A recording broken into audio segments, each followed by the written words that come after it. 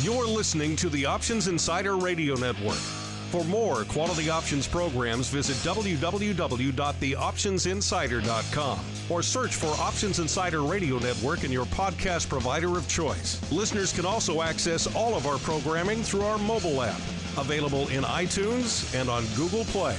Don't forget to follow along with your favorite programs and submit your own questions for the hosts at twitter.com/options, facebook.com/theoptionsinsider, or via questions at theoptionsinsider.com.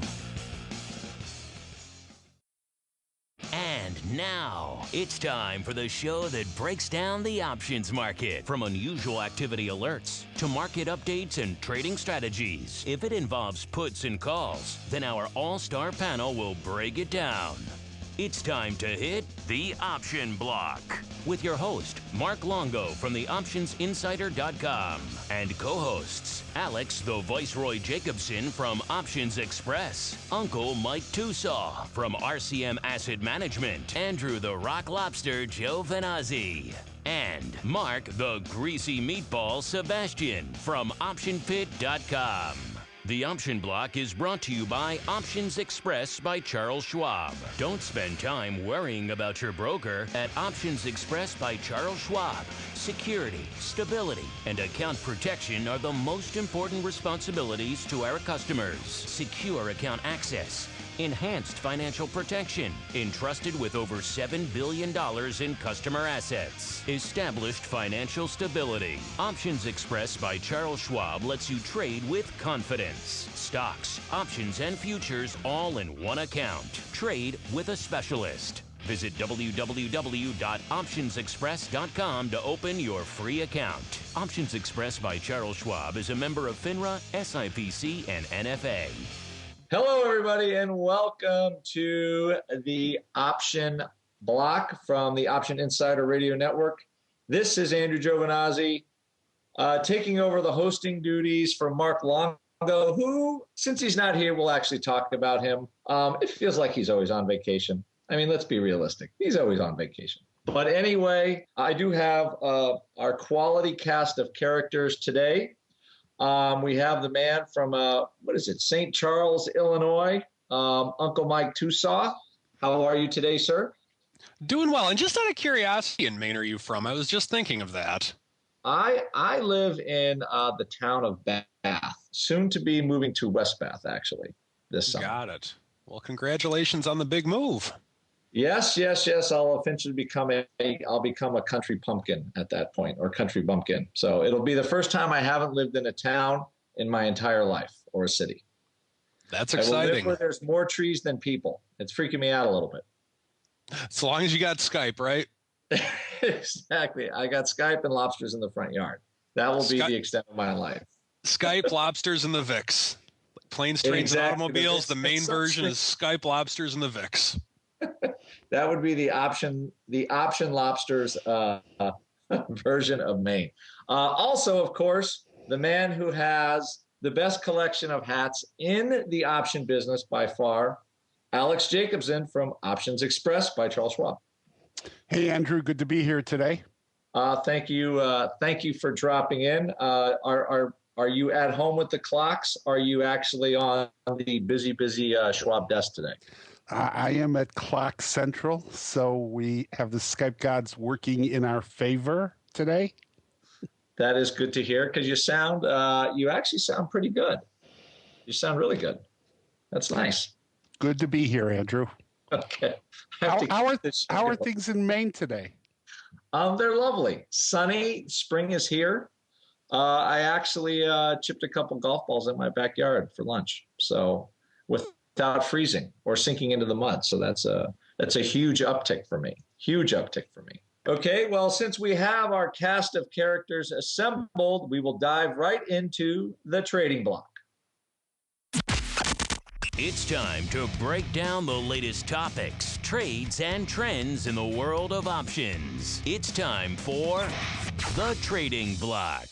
Welcome, everybody, to the Trading Block. This is the part of the show we talk about what's going on, what's newsworthy, and what you might be interested in the land of options. And I think, Mr. Tusaw, was anything sort of catching your eye today on this kind of I would say it was kind of a meh day going into non-farm payrolls.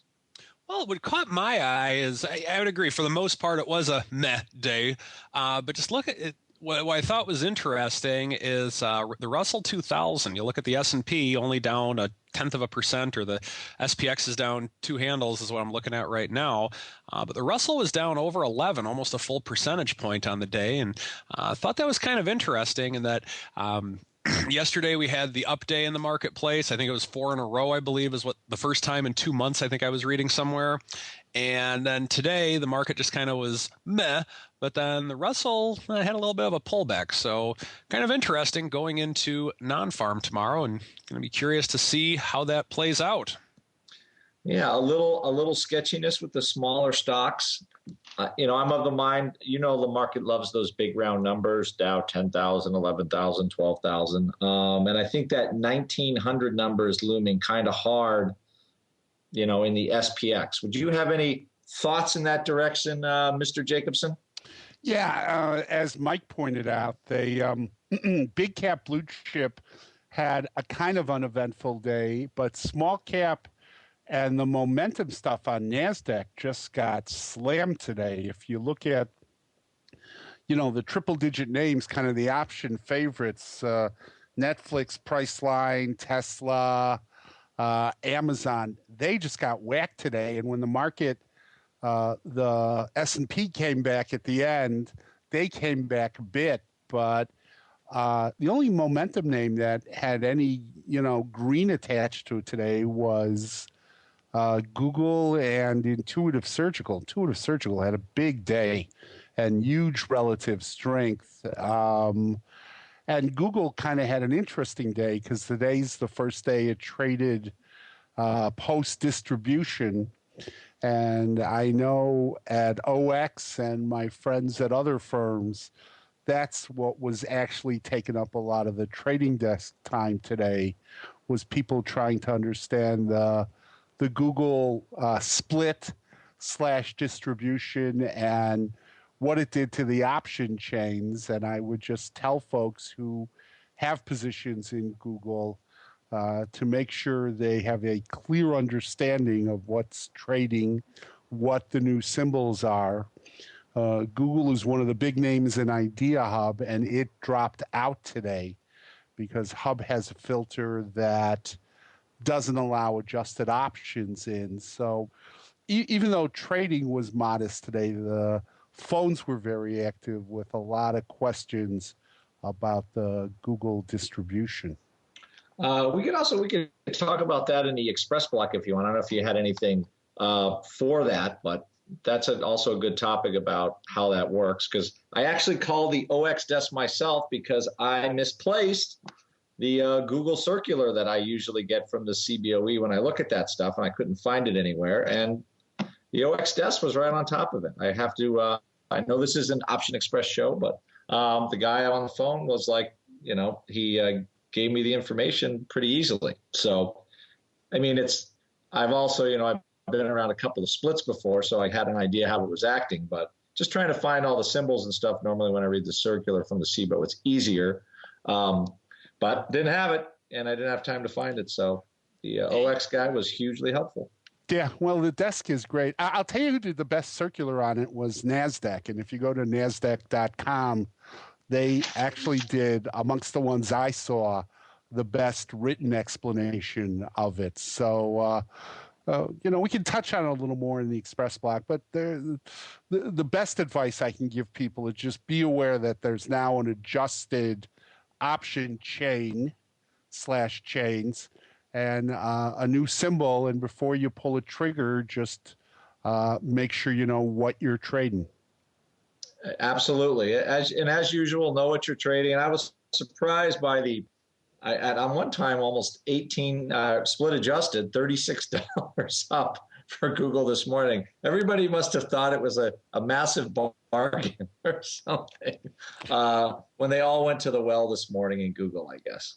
Yeah, and one thing to remember too, now that it occurs to me, is Google also trades minis, and many of those investors are newer to the option business, so the mini folks. Good news, bad news is the good news is there isn't a lot of open interest in minis, but the challenging news is what there is again, please be aware that we now have an adjusted class. Right. Okay, we'll cover that in the Xpress Block a little bit.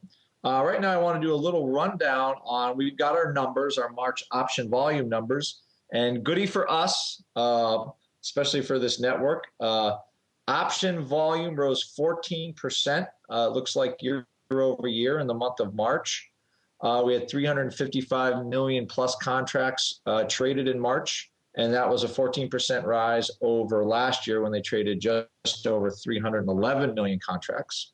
ADV up 8.5% over last year as well to 16.9 million contracts. So, you know, even with the market flat, we're doing more contracts. Even in ADV is, I have here, 9% over last year's number of 993 million contracts. So great numbers for option volume. Probably those being reflected in some of the stuff coming across the OX desk, maybe coming across Mr. Tusaw's desk. As we look to, as we scroll down here and look at a little bit more, equity options volume up 15% over last year. Again, I think these are pretty huge numbers relative to last year. Any thoughts on this, Mike? Have you seen more volume, more action, more interest from your customers now that the market's up a whopping 30% more than it was basically last year at this time? Yeah, I think just since I've been in the business back in my marketing days, so to speak, before I was on the advisory side, a lot of times that was very common in retail, was that whenever you have a bull market, even though in theory you can, with options, you could also buy puts to make money in a down market, so to speak, but there's more of a positive feel in the air with people wanting to buy calls, I guess, is what you could say. And definitely from my experience, there's always been a correlation to where when there's a bull market, there's typically more traders. Not always, but in my brief career in the market in comparison to you two gurus, that's what I've seen for sure. I can't believe I just got lumped in the guru category with Alex. I'm starting to, my heart palpitated a little bit on that one. Yeah, what Mike meant to say was geezers, not gurus. But anything with a G. Yeah, anything with a G. I'll tell you one thing that spiked volume too, because I have the internal numbers for OX and Schwab, and I can tell you the listing of Facebook and Twitter added a lot of business. I mean, if you look at the most actives at OX are the Spider, Apple, SPX, and VIX. But if you look at Schwab, which is obviously a bigger base, the most actives are Spider and Apple. I think that's common at every firm. And the fact that Apple got back over a price point where people had break even or better, that impacted a lot of the volume. But the third and fourth most actives at Schwab are Facebook and the Qs. So the listing of options on Facebook and getting Facebook back up to a level where I think people were comfortable beginning to trade around it. What happens in the options industry, and Mike alluded to this, that when things are below break even, they often become kind of living dead names that people won't trade around. They won't even write covered against because they don't want to get taken out below break even. And when you got Facebook back up above break even and Apple back up into the $500 area, that generates a lot of activity. And, you know, that's great news that the industry is growing again. Yeah, I mean, it's nothing like having a stock go from like 24 to 72 in a year or so to get everybody excited. You know, Twitter's had a pretty good move. We used to call those roach motels, by the way. Trade. Those are names that you check in that you can't check out on the positions. I keep forgetting what that commercial was, but I keep thinking of the poor cockroaches that went into a trade that cannot get out. So I've definitely had my share of names that have become extremely difficult to trade. So that makes a lot of sense to me. I think the next thing on the docket is what's going on with the FBI investigating high frequency trading. I guess somebody read Michael Lewis's book.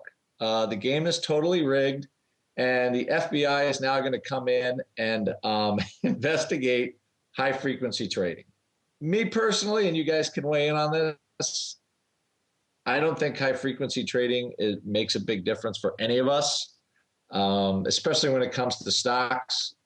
So the average investor might not get, or might lose a hundredth of a penny when the markets are already a penny wide. I'm just trying to think of, the biggest problem I can see is it just clogs up the exchange pipes with tons of order flow. That to me is probably one of the biggest problems. But other than that, it looks like they provide some liquidity, but I'm anxious actually to hear what you guys have to say on that, coming from both your sides of the, from the broker end side.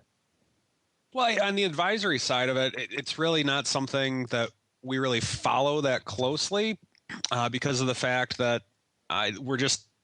we have millions and millions of dollars under management, but that's child's play compared to the big boys, so to speak, that are doing the high frequency stuff.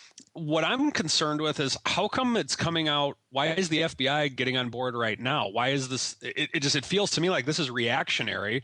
If they're really that concerned about it, why does it take the fact that someone wrote a book on it to have them involved? And the second part of it was that how much do FBI people actually know about trading to determine what they're even looking for? Are they getting the right people involved to know what they're looking for? Because my concern just as a taxpayer is that what does the FBI know about trading, so to speak?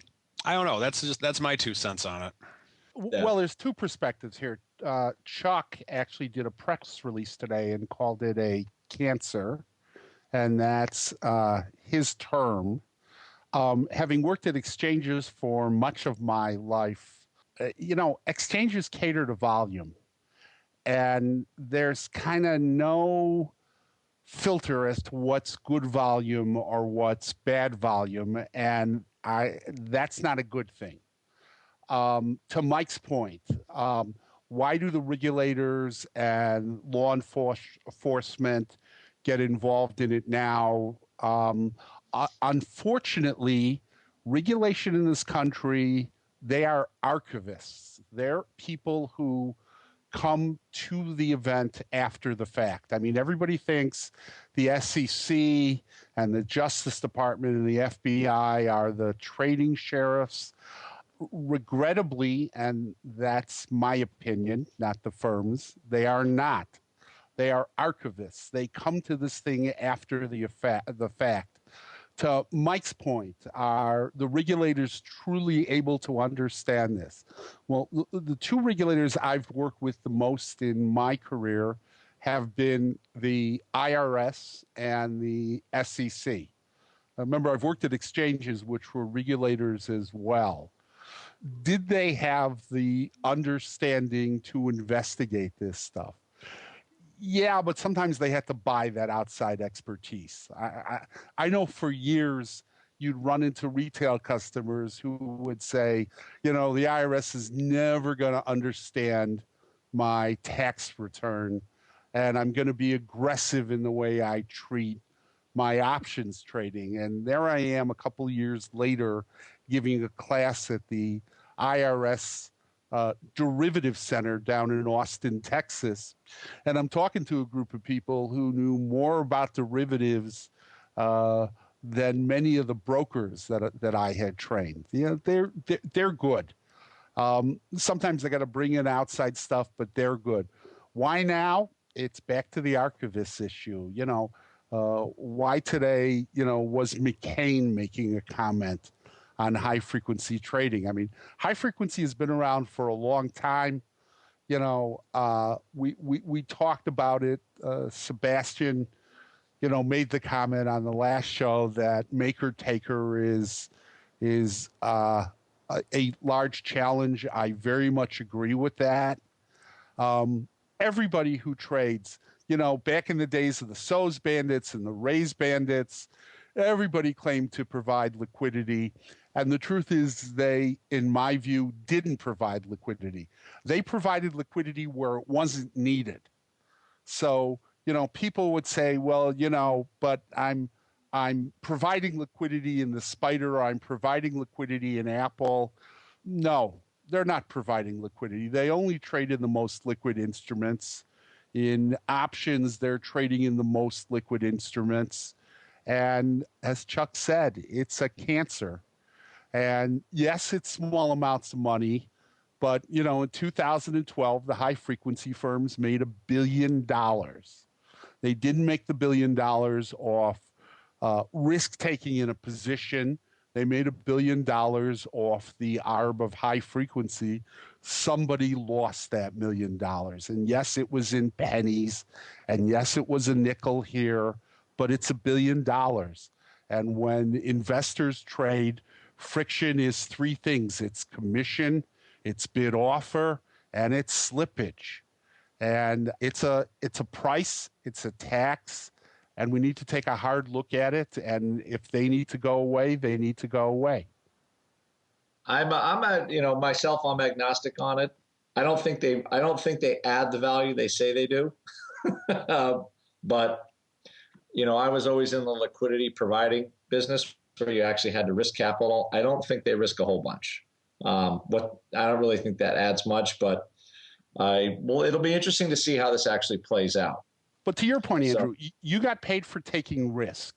Yep. You got paid for positioning and taking risk. And there were days you made money and there were days you lost money, right? There were days you got run over but the point is you made money by taking genuine risk. And if a client wanted to come in and buy 1,000 calls, you would take down a couple hundred, try to do some stock, the price would move, you took risk, and you hoped by the end of the day, week, hour, or whatever, that you could lay some of it off. And oftentimes you took it home at night, and you needed to be paid for that, and people should pay for that. I mean, what this is more, to me, this is always kind of like mini front running, using just, electronic speed to make it happen, essentially. So we'll see what how they define basically quality of order and execution on this stuff. And it looks like they're going to be defining it down to the millisecond if they actually, take the time to do it right. What actually is an order, and when is an order live? And I think that's probably going to be the biggest hurdle for this stuff, because it sounds like you can. It's almost like you're front running an order because how the way it's split up in different places and how things are executed now. So anyway, it's a good topic. We'll keep revisiting it, but I think we should probably move on to a couple of odd blocks. And at this, we're going to close down the trading block and move right on into the odd block with yours truly, myself. It's time to break down the most interesting, unusual, and downright questionable options activity that's been identified by theoptionsinsider.com. It's time for the Odd Block.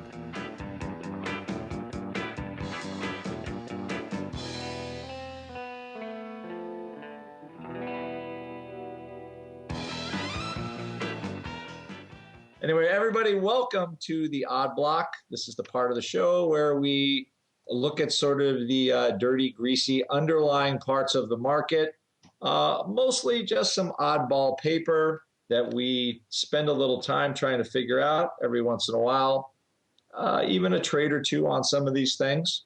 Right now, we'll look at a couple. I'm going to start with the name DFC Global. Of course, I love it when they have an initial DFC, but it's actually not in anything relative to the symbol. So today, DFC Global is up 9.59, or I'm sorry, it was trading 9.59 of 14 cents. And paper was buying the $10 calls in May and July. They're paying up to a quarter for the May 10 calls and up to 40 cents for the Julys. And they look like, kind of like Alex was talking about earlier, just good old-fashioned people buying calls to get long. One of my favorite sayings, I don't think I invented it, but I have heard it somewhere, is options level bull market, buying calls and watching stocks go up, and then your calls double in value or something like that. Everybody gets real excited. Generally only happens in a bull market. And I'm seeing actually, as I scan for more volume lately, I'm seeing more and more call buyers step in. Normally there's trends and patterns to volume depending on where volatility is and things like that. But right now I have started seeing more call buyers. There's cheaper volatility overall. So, more people are stepping in and just buying calls instead of stock. So in this particular case, DFC Global, we had 15,000 of the July calls traded and 8,000 of the May's. There could be some potential hedging, but overall, the volatility took a jump. And the real easy way to say it is just people are buying calls in this thing. So look for that one to take, look for that one. We'll keep an eye on that one because I love those just at the money calls. They have a lot of gamma and, generally they could bring some big returns if the stock has just even a decent size move. Our next one here is WMB. I believe that's Williams Brothers or Williams Companies, actually. I guess they used to be the old Williams Brothers, but now it's just Williams Company.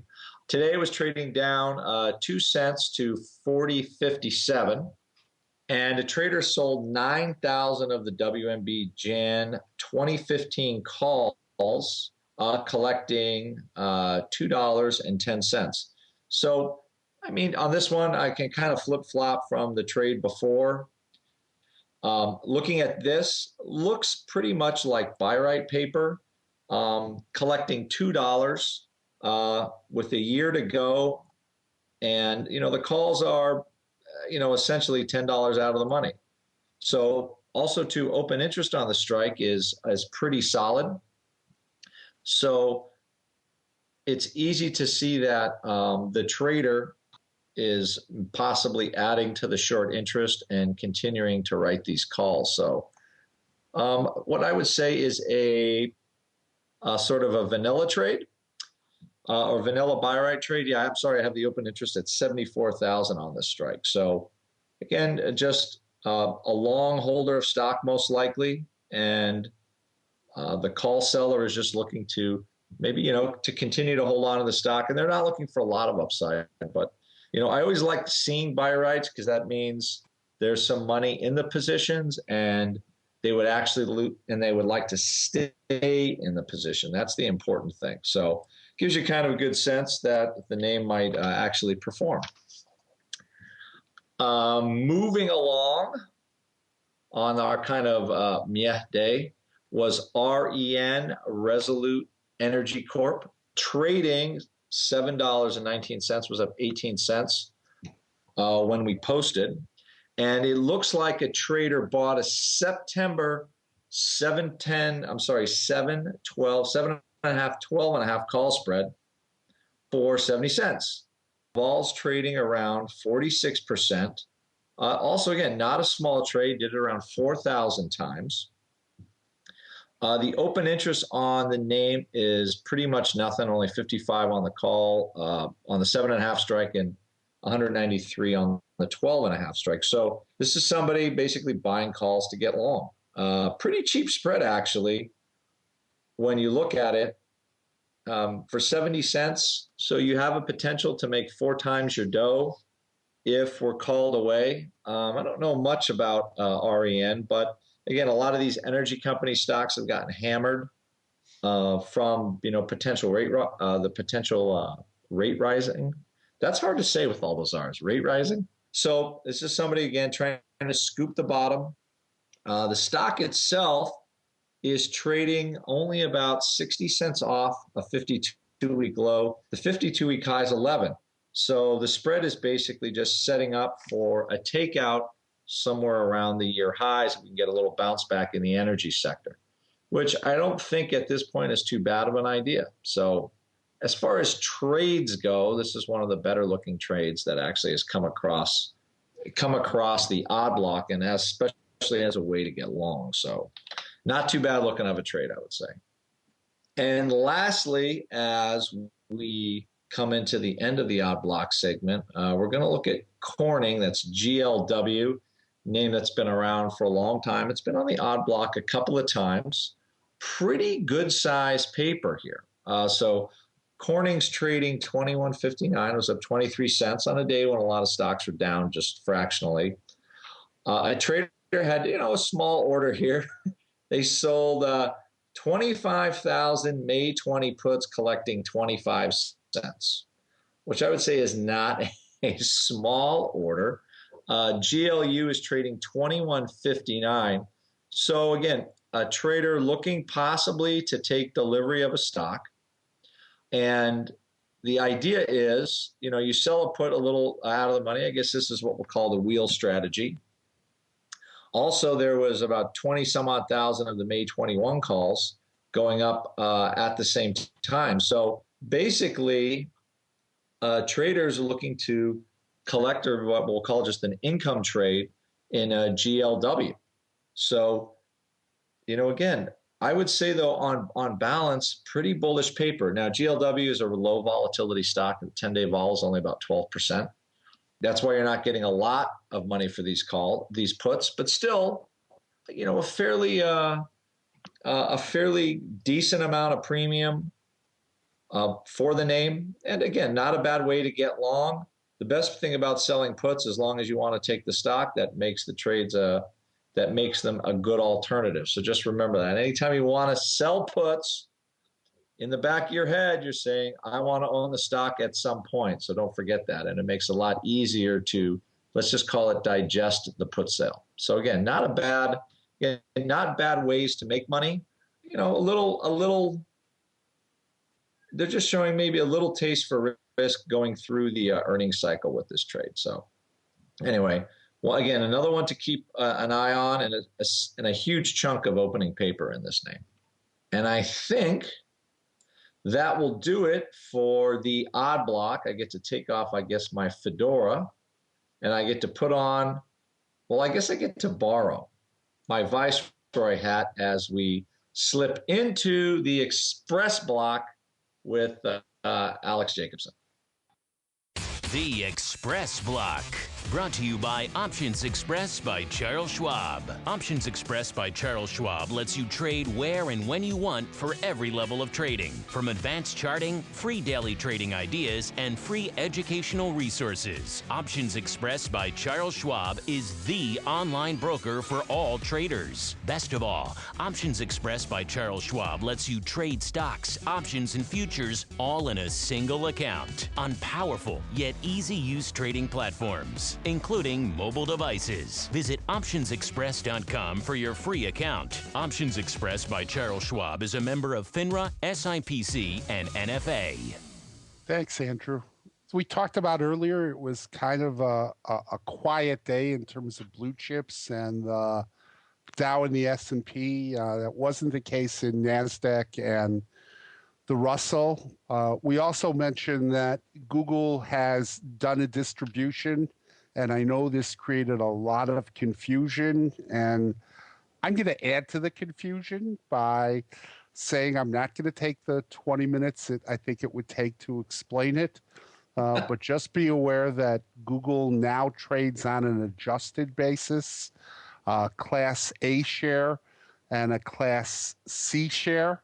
So the options are adjusted. I checked a couple of chains today at a couple of brokerage houses. And in terms of the traditional Google, the A and the C share, the chains looked good. I checked the minis at a couple firms, and they had not adjusted yet. So the one note I want to make is just be aware if you have a position or you're thinking of entering in a position. And I can't emphasize enough, if you are a relatively new investor and you've got a position in the Google minis, please be aware of what you're trading. If you're going to trade out of something, please be aware of what you're trading. And as Andrew pointed out, Maybe the bulletins didn't do as good a job as they should have done. So talk to the trading desks to make sure. Google added 330 million Class C shares today, trading under the traditional symbol. The Class A shares trade under Google, Googl. And that kept the desk very, very busy today. In fact, when I queried the desk, they said more than half their calls were related to the Google distribution. I do want to talk about one other name today, and that's the name that we mention occasionally on the show. But Microsoft has become active again. The stock has ticked up over the $40 level, and I'm not sure if that's a couple-year high or a multi-year high. But lots of people have been holders of Microsoft, collecting the dividend, writing some out-of-the-money premium to enhance the dividend. Now that it's up over 40, it's become more active on the desk, and it's a name we're seeing a lot of paper in. So it's good to see Microsoft back on the list of actively traded, and that's kind of the theme from OX today. Lovely themes. I like Microsoft as a stock. It's one of my longest longs. Full disclosure on that, but mostly because the market just never, the company grows. The revenues have been growing every year and nobody really seems to care. And it kind of did it quietly because they didn't have a smartphone, essentially.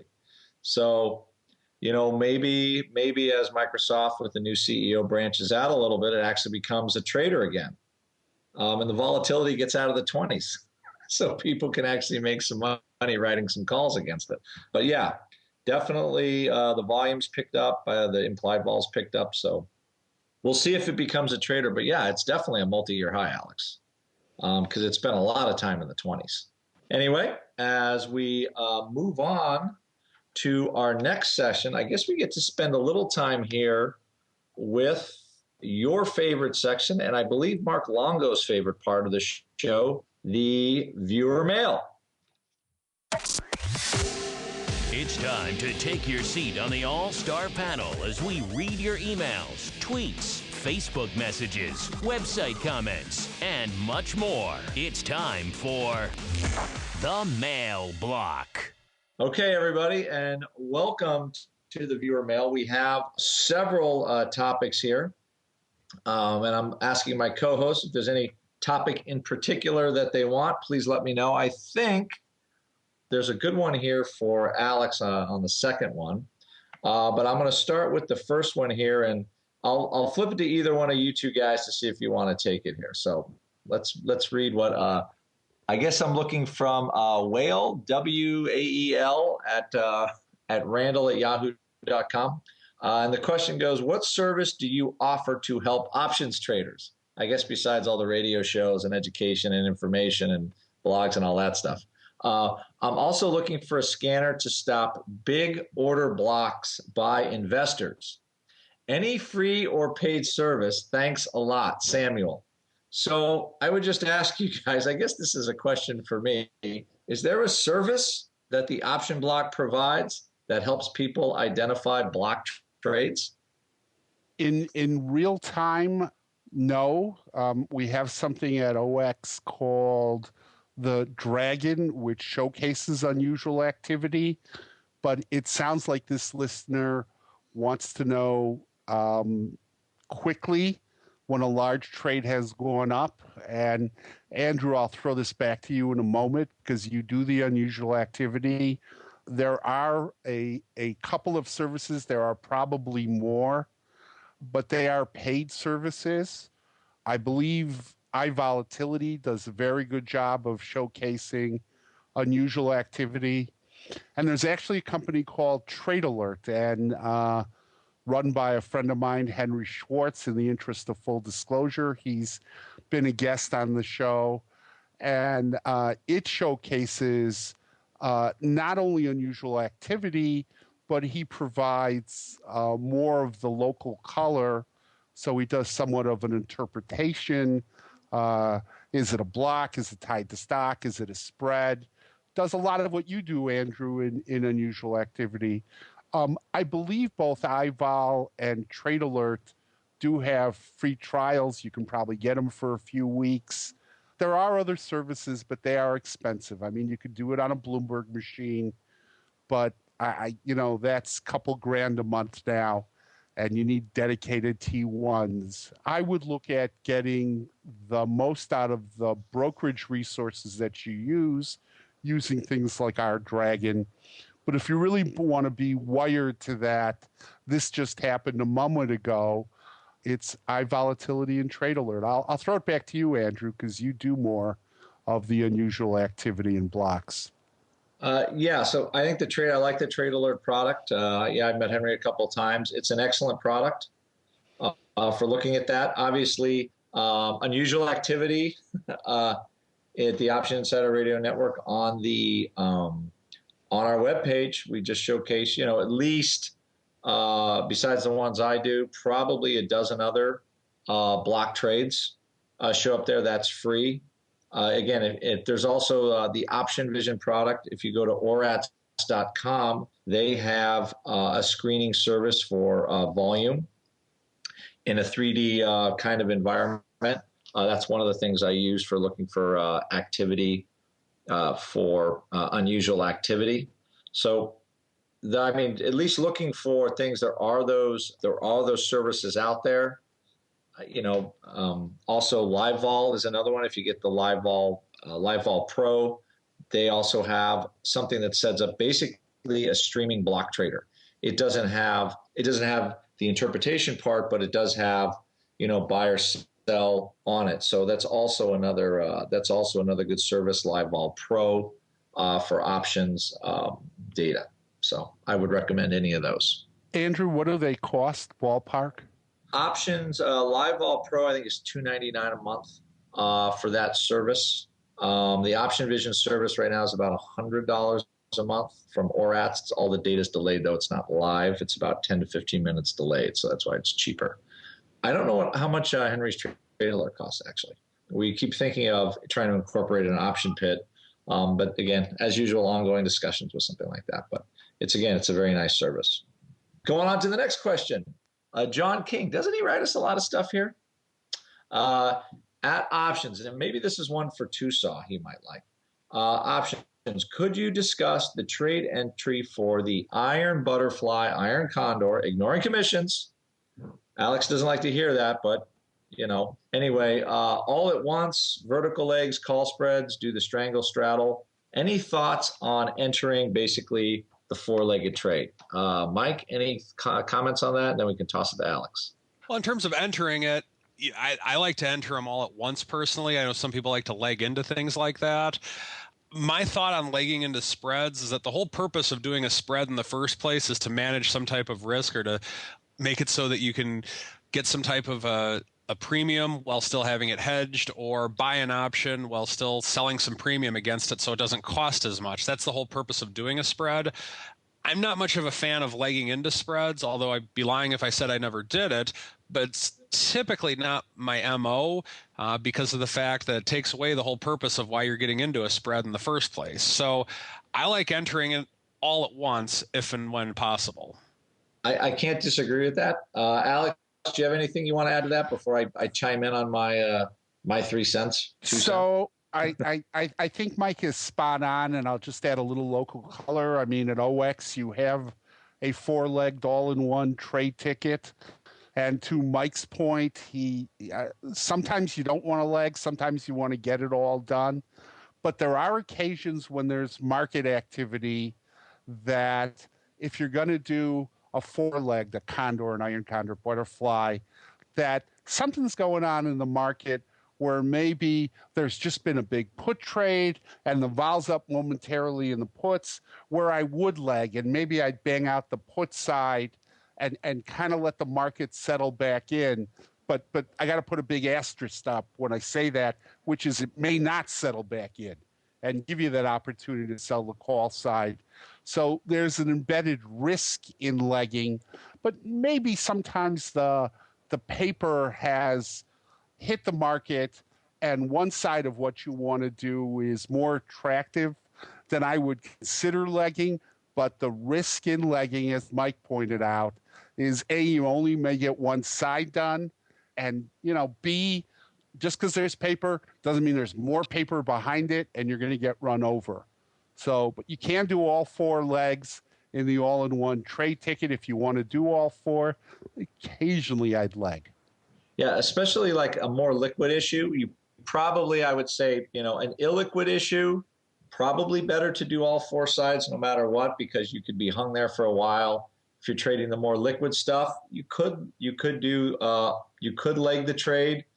But how I think about anything is, try to get the hard side done first. So, if you're trying to buy a fly that's slightly delta long and the market's tanking, you don't have to bid up to try to get the trade filled. So you also want to think of, if the stock's pulling back a lot, you don't have to bid a lot for your fly. Or if the volatility is, let's say, you're trying to sell an iron condor and you see the VIX is rising, you can basically, put an offer into the market that's not right on the bid. Start at the midpoint or a little off, and try to catch the wave of whatever's happening, either market going up or down, or volatility going up and down, and that gives you a shot to get a little bit better of an execution, right? So there's no use having to shove options into the market when there is basically a push from the market going in the other direction. So, just be cognizant of direction of, especially with iron condors. I mean, those are more volatility trades than delta trades anyway. So, be aware of the market condition before you toss the order in.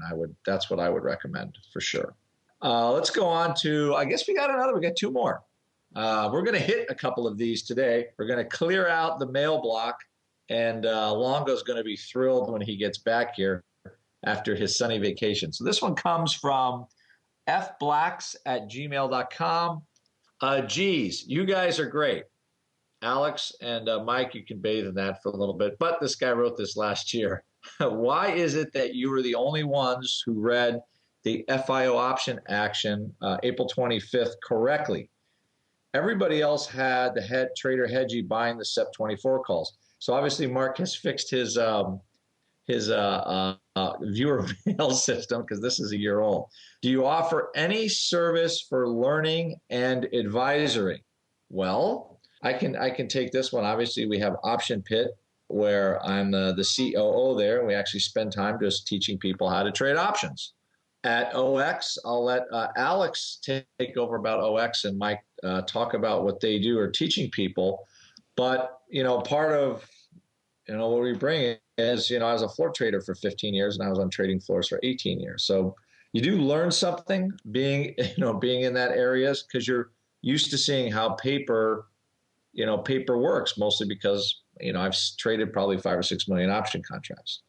So what we do is the things we learned as a professional, at least that's what we do at Option Pit. So that's for, as far as learning or advisory goes, that's where you would come to that.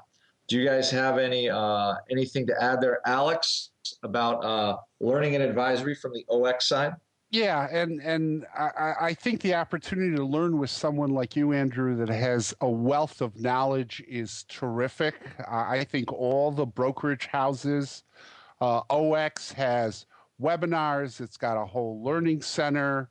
The OIC has webinars, live events, and a learning center. There's lots of stuff available. I will give you one caveat. There are lots of people out there that have a wealth of knowledge that are terrific.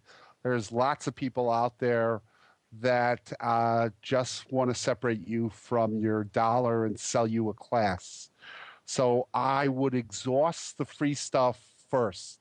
If I'm thinking of taking a paid class, I would take the free class first. I would look at the credentials of the folks teaching it. The ability to take a class with someone like Andrew that has, going on 2 decades of experience, that's unparalleled. But I would exhaust the free stuff first. I would do that first. And then when I'm ready to go to that second level, maybe what we'd call that graduate level, the ability to spend time with somebody like Andrew, the ability to sit on one of Mike's webinars, one of our webinars, one of our live events. There's lots of stuff out there. A lot of it's good. Some of it isn't.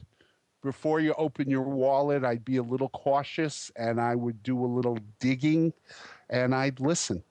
Wow, that was nice. Mike, can you add anything possibly to that? Only thing that I could add to that is that when you're first getting into options, you don't know what you don't know. And to add to what Alex said, by exhausting the free resources first, then you can kind of get an idea of what your trading personality is, what might work best for you, and just to kind of see where you're at with things. Because trading's more of an art than it is a science, in my opinion. And I view my clients' portfolios as my artwork and my portfolio as well, right alongside there with them. And so there's times that if we were to look at different portfolios, that both things could be right if the balance is going up, obviously, but the free things give you the opportunity to learn what you actually need or what you want before investing any money into something like Option Pit or any of the other services. But just to also add to what Alex said in terms of just going to the Option Pit, they've been there, they've done that. He's traded 5 million option contracts, for crying out loud. That's a lot of options, guys. Yeah, I would add one caveat, and I want to try to frame this well, but lots of the education services, folks don't have the wealth of experience that Andrew has. They are former market makers on the floor, but market maker doesn't equate to investing success. So just the mere fact that someone spent time on a trading floor doesn't mean they can translate that into the wealth of stuff that somebody like Andrew has.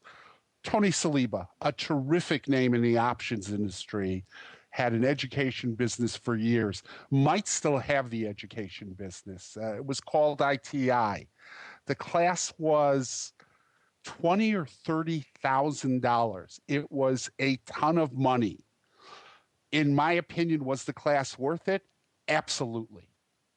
But before you're going to drop $20,000 or $30,000 into a class, to Mike's point, you want to have the foundation. By the way, you also want to have the portfolio that can support $20,000 or $30,000 of education. If you're coming to the options market with $5,000 and you're a novice and you want to learn, then I would exhaust every free tool I can.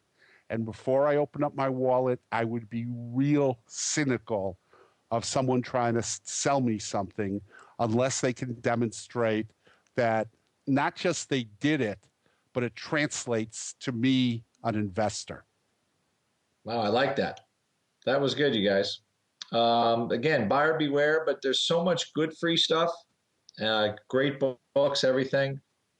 Take a look at it first and make sure that it's the right thing for you. Absolutely. So I think that is going to do it for a viewer mail. Good questions. Again, thank you guys for writing in. Keep your cards and letters coming. Oh man, I guess that's like 80s cards and letters, right? Everybody, keep your emails and tweets coming. I always date myself. It's so sad. But we're going to close the mail block and we are going to roll into Around the Block. It's time to tell you what we'll be watching on our trading screens until the next episode. It's time for Around the Block. All right, everybody. Thank you. And now we are here at Around the Block. This is the end of our show. Sadly, all shows must come to an end, where we are going to talk about the things that are lighting up our screens, getting us excited, and, well, just plain old getting us out of bed every day. And I will kick it off to, let's see, eeny, meeny, miny, mo, to Alex this morning. Or Alex this afternoon. What's going on here on your screens moving into tomorrow? So it seems like geopolitical risk has dampened for a bit here. It looks like maybe the Ukraine will be resolved amicably, and that has taken the vol out of the debt market. Our 10-year is trading kind of a normal vol again. The German is a normal vol, and the UK are relatively normal vols. So next week earnings season starts. So it looks like we're back into sort of what I call a conventional market environment. We kick off next week with Alcoa, which was the bellwether. It seems to have been a little less important lately. So looking at 10-year rates, looking at volatility. Obviously, we're looking at jobs this week, but kind of back to a more regular market environment with less geopolitical concern, but it can always come back. Mr. Tucson, what is keeping the BBI fresh for you this week and then going into tomorrow? I have a date with my smartphone tomorrow. Well, the market, looking at pre-market just to see what's happens at 7:30 Chicago time with non-farm. So curious to see how the market will react to that. And first hour is always interesting on Fridays. So that's pretty much it for now. And then just to kind of add to what Alex said, earnings are coming, folks, especially in my beloved fruit company. I'll have plenty of insight on how we'll be hedging it in the days and weeks to come. And we look forward to that with, I guess, bated breath, the classic doing stuff from Mr. Tucson. Always a good way to trade any position. Hedging a little bit is never a bad idea. For me, what am I looking at? Well, again, non-farm, the non-farm number, seeing if there's been some, I would say, we had a VIX close. I didn't even hit that at the beginning of the show. I totally forgot it. But here at the end, VIX up 28 cents today. Almost vol, at least over the last 2 years, has almost always increased going into the payroll number, especially when Taperville. The volatility futures showing, I would say, about 25 to 50 cents of extra premium going into the number. Let's see if that evaporates tomorrow after it. Normally it does. And the fact, I think Alex had one of the more spot-on type of comments. As we move forward, if there's less geopolitical risk, less structural risk where the whole world's going to collapse, we get a regular market that goes up a little, it goes down a little, and everybody's not worried about seeing all their money fly out the window. So the earnings and how good they are next week will actually start showing us probably what we can expect as a trajectory going into April and May. So I'm looking forward to it. And I guess as we end here, anything going on in your respective neck of the woods? I'll start with Alex first. Yeah, obviously a full webinar schedule at OX. Come to the site, optionsexpress.com. I'll showcase a couple of events, a live event in Schaumburg, April 26th, and I will get out to that one and do a little bit of Idea Hub. As we've mentioned in previous shows, Hub is migrating in a sort of little lower denominator form to Schwab Mobile. That should occur in the month of April. Tuesday, April 9th, Nina, our Director of Education, will be doing a platform and site tour. On Tuesday, April 9th. Yeah, Tuesday, April 8th. Wednesday, Nina does the platform and site tour. Wednesday, April 9th, she'll be doing collars. Come to the site, optionsexpress.com. All the events are free, and the live events are simulcast. Wow. Thank you for that, Alex. Mr. Tucson, RCM must have something cooking. I feel it. I feel it. Oh, the cooks are in the kitchen, baby. This Tuesday, right after the close, we're going to be having a webinar on adjusting the condor, what to do when the market goes against you. Following Tuesday, butterflies versus condors, pros and cons of each. Following Tuesday after that, strike price selection, which strike price works best for which strategy and or sentiment. And the last Tuesday of the month, we're going to be just doing planning a trade from start to finish, how to manage monetary risk. We're excited, folks. So for more info, go to www.rcmwealthadvisors.com/webinar. Wow. And to follow the thread that you and Alex were talking about, how much do those webinars cost people for coming in and checking out what RCM wants to tell them? Well, I'm glad you asked that, Andrew. They are absolutely free. So if you don't like them, we still give our double your money back guarantee. You can't see, look at that. Who says you can't get anything for free anymore and get double your money back? Only you know what? I'm in a good mood, Andrew. Make it triple your money back. You know what? It must be the bull market. He's feeling just a little bit giddy, folks. Wait till Apple is back above 600. You might get 4 times your money back on those RCM webinars. Anyway, what am I doing? We've launched our gold class, which is a great way. You can stream it on your phone, learn about options, plus all of the live stuff that we do during the week. That is now available. We'll be starting, we'll be running those gold classes every month. They're 12 weeks. So at optionpit.com, that's a great thing. Also, our chat service is going to start soon for people that have questions about options, trade strategy. That's what our chat service will be for. Great way to learn about options. Again, the service will cost you a bit of money, but relative to probably some of the other stuff out there, I think it's a pretty good deal.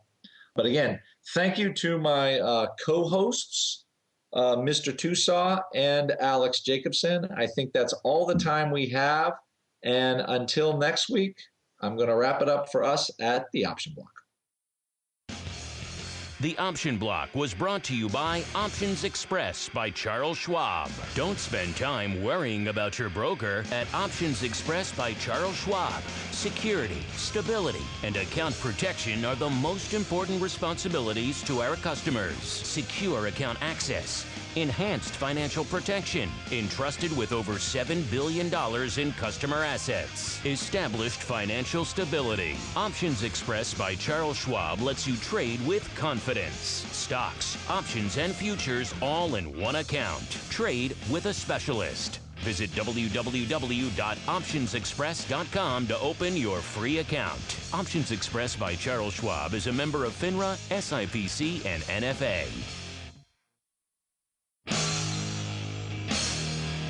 The preceding program was a production of the Options Insider Radio Network. For more quality options programs, visit www.theoptionsinsider.com or search for Options Insider Radio Network in your podcast provider of choice. Listeners can also access all of our programming through our mobile app, available in iTunes and on Google Play. Don't forget to follow along with your favorite programs and submit your own questions for the hosts at twitter.com/options, facebook.com/theoptionsinsider, or via questions at theoptionsinsider.com.